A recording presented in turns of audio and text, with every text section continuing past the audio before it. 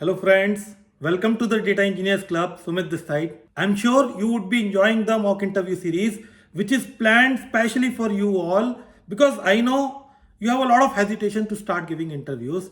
This should bring that hesitation down. Now, if you have not yet subscribed to the channel, do subscribe now because we are coming with a lot of such interviews. And in this video again, we are coming with yet another mock interview. And this is going to be super interesting. Why? Because Hitesh, who is a senior person in data engineering world, will be taking that interview and Pratik would be attending it. Let me tell a little bit about Hitesh. Hitesh has 13 years of relevant big data experience, data engineering experience, and he is a big data architect. He is a AWS solution architect too, and he has worked on many technologies including PySpark, Snowflake, and a lot others. He is leading a big data team, and he's a very skilled person. There is a lot to learn from Hitesh, right? Now talking about Pratik. Pratik is a big data engineer with 4 years of experience working in data grain. His primary skill set lies around PySpark, Azure Cloud. In Azure Cloud, he has worked on Databricks, Data Factory, Synapse, and a lot of other technologies. He is a big data enthusiast and knows quite a bit of stuff. So I am sure you would truly enjoy the video. So let's begin with the interview. So, Pratik, let's start with your brief introduction and then we'll go ahead from there. Sure. Hi, my name is Pratik Kamble, and I have done my MSc Computer Science from SK Somaya. I'm working into IT industry from past 5+ years. And previously, where I used to work was with TradePath Capital as an a quant data analyst.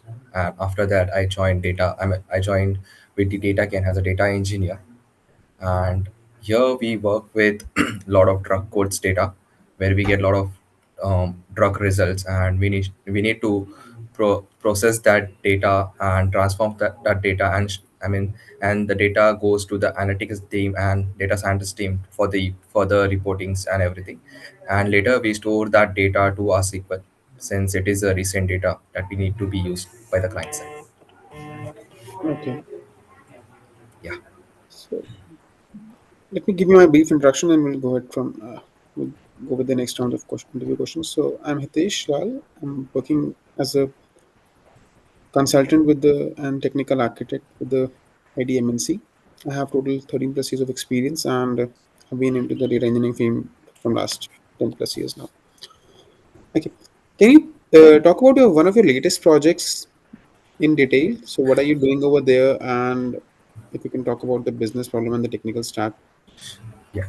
So as I said, you we work for drug data. So we work for mostly for the US clients. So whenever there are criminals which have been captured by them, so there are processes like pre-trial and everything. So what happens? So before the pre-trial and everything, they go with the testing. So this testing is done from the US labs, and when the lab goes with the testing process is like we provide them the product like test tubes and blood samples and everything they give us, and we process this thing to the machines and we get the results. Now this results which we get can be into various formats. We get these results from SFTP. So those formats can be JSON format. The format can be there is HL7 format, and that is a medical format which we can read out, and there may be CSV Excel formats we get. So the results which we have is the customers data, all the patients data, and along with that we get the drug results data. So my main work here is to get that data from the SFTPs or different sources, and then I can get that data, I can store that data into my Azure data lake. Yeah, and after storing the data into my data lake, I do some transformation. Like I need to do some filtration, I need to clean the data, and after cleaning all this data goes to the data lake again, and where the analytical teams, to the data lake and again, and where the analytical teams and other teams can have the process data in their hands, and they can go and do some analytical purpose. Like, it can be used for the analytical purpose. And beside this, all this data which is there is the recent data. So basically, we also need to upload this data to our RDBMS because we provide the UI to our clients. So they can have a view of all these results, and getting the view, they can process their further pre-trials and their codes. All the processes they need to follow. Approximate volume of the data that you are processing on the daily basis? So basically, we process around, you can say around like 3 to 7 GB of data, which is the regular data which is coming. And this kind of data is kind of like when we get, this is not, the data gets incremental again and again. It is not a stable data which we get. So each time when the new data comes, we keep adding on, adding on, adding on, then we can process. So we have, we have pipelined it in such a way that we can process such big data in an easier way. Okay. Can you talk about one of your challenges that you have faced in your current or maybe previous projects? It was a performance challenge, and what were the optimization steps that you took? If you Sure. can talk about a scenario Uh, from your yes. experience. So yeah. So there was one of the challenge about where what happened like uh, it was all about the partition skew, where the data was getting skewed in one of the single partitions. So in that scenario, when I analyzed the data, all the graphs and everything, I got to know that the single key is getting dominant into my partition. So in that case, I use the AQE, adaptive query execution. So it where I can, I can, I get the partition which is getting skewed. I can divide that partition into the partition get be get I mean that skew, the partition can be get divided it again into many partitions, and there won't be any skew.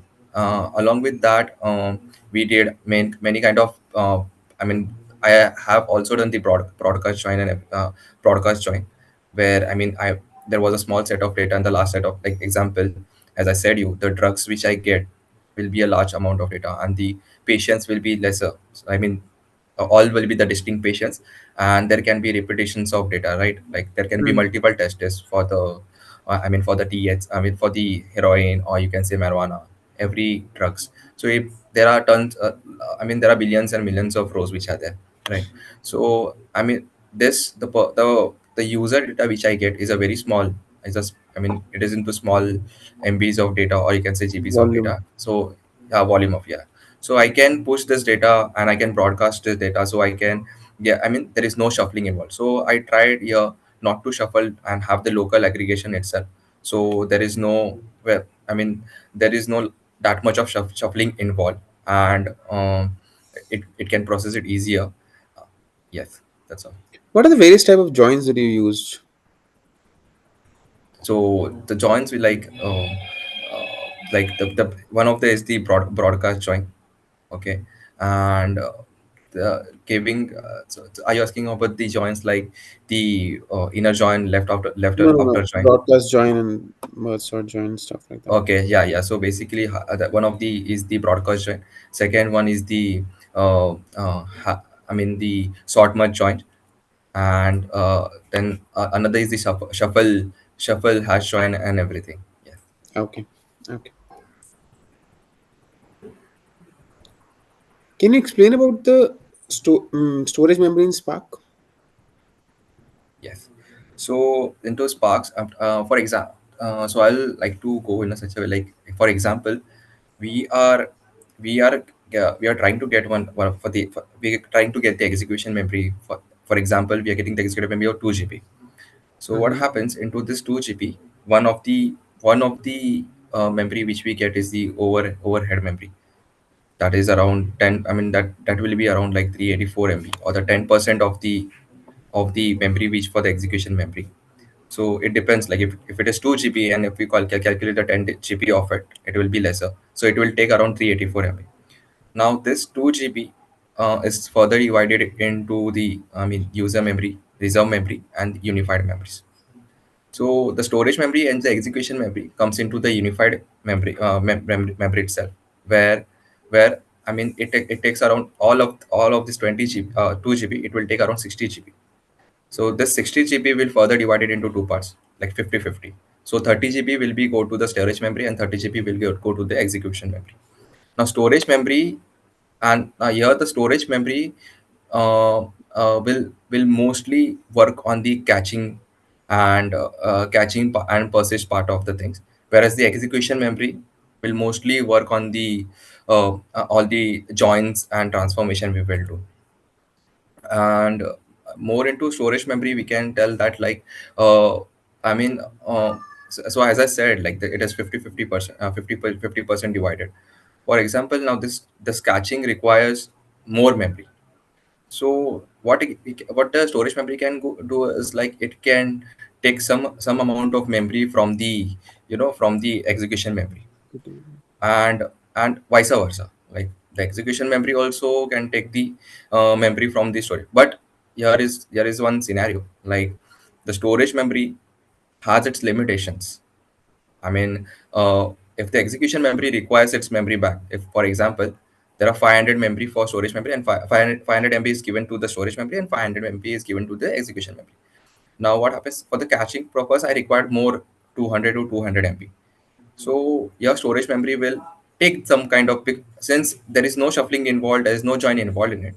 So the storage memory can do, what can storage memory do is like it can go and take it from the execution memory itself. Now, for example, there is shuffling and joining involved in it, and in such scenarios, even though caching requires some amount of memory, the execution memory won't give its memory, it will take. And even the execution, I mean, it will take its back, it's all the memory, like which he has given, like 300 MB, it will take it back. And because it's a threshold limitations.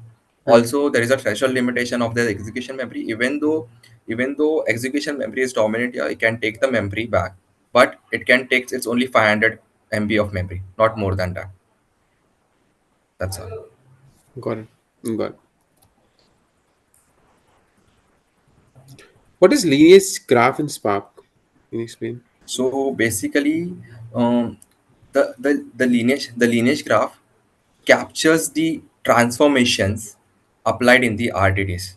So basically, lineage graph in Apache Spark is directed acyclic graph that represents the sequence of transformation and dependencies between the resilient distributed data sets, and that is RDDs. RDDs are the fundamental data structure in Sparks, and they represent distributed collections of data that can be processed in parallel. So basically, as I said, that lineage graph captures the transformation applied onto this RDDs in Spark. When you perform some transformation, like for example, you do filter, you do mapping, you do map transformation, then you do filter transformation, and reduce by key reduce transformation, right? Reduce action is there, right? So Spark does not immediately go and execute this. What I can say, Spark execute the all this transformation or the action, all the transformation immediately, since it is a lazy evaluation. And now the reason of being lazy evaluation is that the Spark, I mean it tries to optimize all the queries first, and when you call the action, it will go and execute it will do all the actual computing process which he needs to do. So and basically lineage, in so RDD is something not used in regularly process right now. Most of the work which we do is now mostly using the data frames and SQL, and here also the lineage part is keeping its place, like it is still working here. Okay. Yeah. Thanks for the nice explanation. Can you explain the difference between ADLs and Azure Synapse Analytics? Also, do you have experience on Azure? Yeah, I have little bit of experience into Azure, Okay. not much into analytics, but yeah, I can explain you because I know the differences between. So ADLS, also known as Azure Data Lake Storage, it is a data lake storage where we store all our where we can transform our data. As I said, like all the data which we get, we can store this data. So basically, we get two kind of storage into ADLS, Azure Data Lake. That is the blob storage, and this blob storage can also be converted to Delta Lake through to the through enabling the hierarchical process. And now basically blob storage doesn't follow the hierarchical process, whereas in ADLS Gen 2, there is an with in it follows the hierarchical process where we can go and for example, like if you want to create a file directories into it, so ADLS Gen 2 will help. I mean, it will give the permissions to go and create directories into it, and then you can store your data into it. Whereas blob into when it goes to the blob storage, the containers are created and you can't go with the hierarchical process into it. So and also it integrates with the warehousing. So ADLS can be integrated with the in data warehousing, like analytics, like you can say Azure Analytics. It is which is a kind of, this is also a data warehouse, and it is also known as Azure SQL data warehouse. So it can use to interact with it, where we can do the querifying process and everything. Now coming into analytics in data warehouse, that Azure Synapse, that is Azure Synapse. Mm. It is a cloud based service, and which is used for analytics. And uh, I mean. This enterprise can data where it is a warehousing, uh, and also a big data analytics. It was formerly known as Azure SQL data warehouse. Also, it allows to process and do some analysis onto structured and unstructured data. So it provides both data. So it provides both of the, uh, both of the ability, like data warehousing and the big data capabilities too.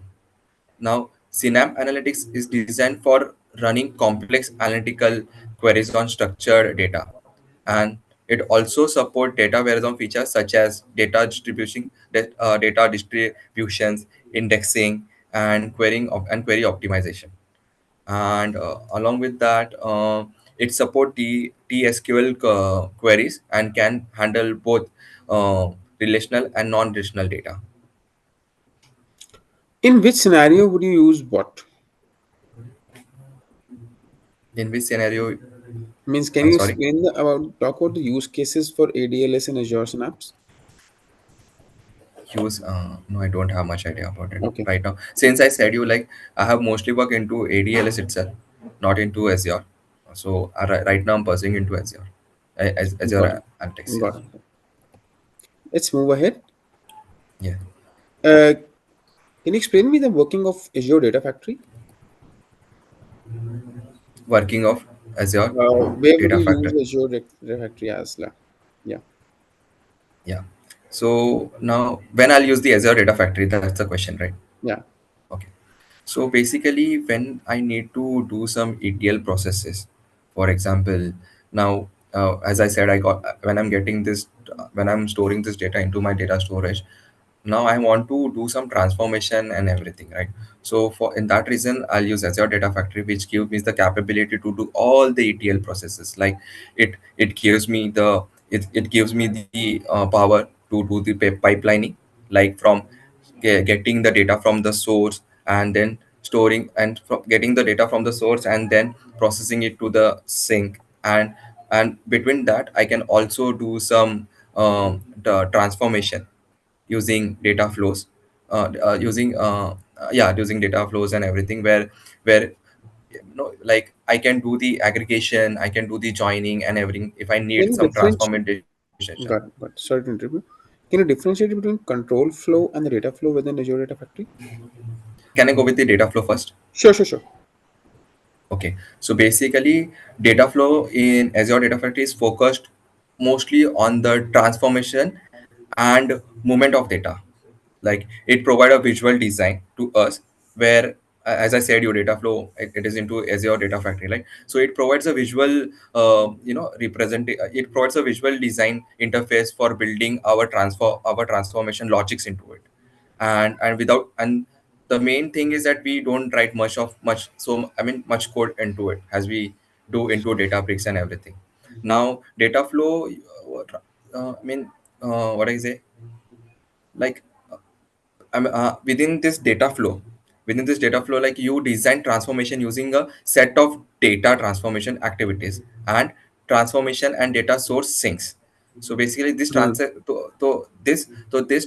transformation can include like filtering, aggregation into it, like filtering, aggregation, joining, and manipulating data using graphical interfaces.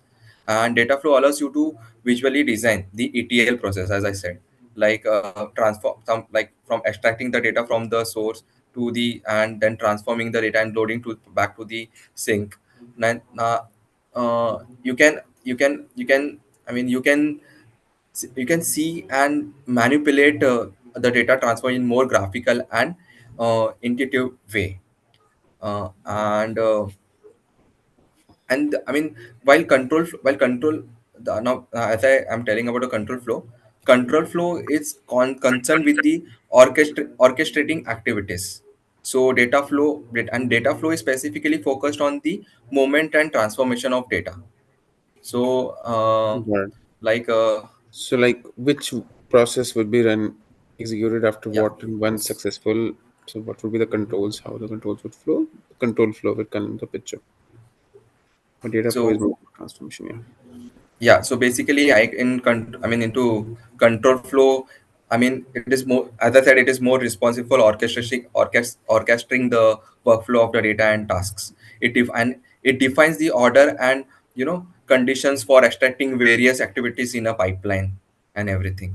Got it. And control flow includes activities such as like data movement, data transformation, data analysis, and other tasks. This, yeah, that's all. Got it. Got it. Moving ahead, like, if we talk about caching and persist, have you used them? And what are the uh, differences between them? Yes, yes. So basically, caching and persist is a similar kind of thing. Only persist gives us the more flexibility.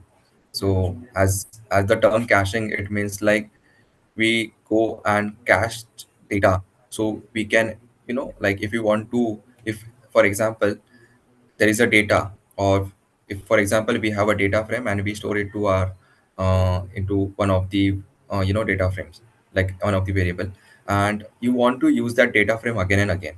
So in this process we can cache this, and now caching happen into in memory and into disk. It's in both the ways. And this caching help us to perform our aggregation, perform our transformation in much easier way. Because if you're not doing any caching, and when you perform any transformation, maybe it may need to go to the disk again and read the data again, and form or transform all the process. And when you do apply cache on such kind of things, there is I mean, it doesn't need to go to the disk again to read it. It will go to the cache, and it can just go and read it from it there itself. Now, we use persist itself? Like persist give us the more flexibility. Like we can cache this data into different levels, like the disk level. Then we can have the disk level. Then is the in memory level, and we can have the like we can there's a scenario where we can have the replicas of it. Like it can be replicated. Yeah, this is all the main scenarios where we can cache the data. Got it. Got it. Any notification services that you've used in your project? Yes, during, so basically, it wasn't alerts. I mean, do you want me to explain the process, like No, how? no, no. It's, you can just. I'm just trying to understand what are the Yes, different yes. notification services So you're aware basically, of. notification is such kind, like if you're developing any pipelines, like if you're implementing any pipelines, and you like if for example some of the pipelines may get failed, the pipelines may get passed, or any, so there are many kind of alerts we can present into our pipelines by Hmm. monitoring. So there is an alert matrix into our ADF, where we can go configure our we can go and configure whatever, like if you want to configure pipeline for the fail process, or you can configure pipeline for the success process. We can go to the alert and matrix, and we can configure there through, and this configuration can be done both ways, through SMSs. I mean, the notification can come into both ways. Like if you want to go with the email notification, it will go with the email notification, and we also have the SMS notification. Any specific services you have used? Services in the way of AWS or Azure? yeah, yes, they are, we are using it, right? Okay. Okay. Any questions you have for me? Nothing from my side. Thank you for interviewing. It was nice interviewing with you. Thank you. Thank you. Thanks, Pratik. Have a good day. Have a Bye. good day. Thank you. Bye. Bye.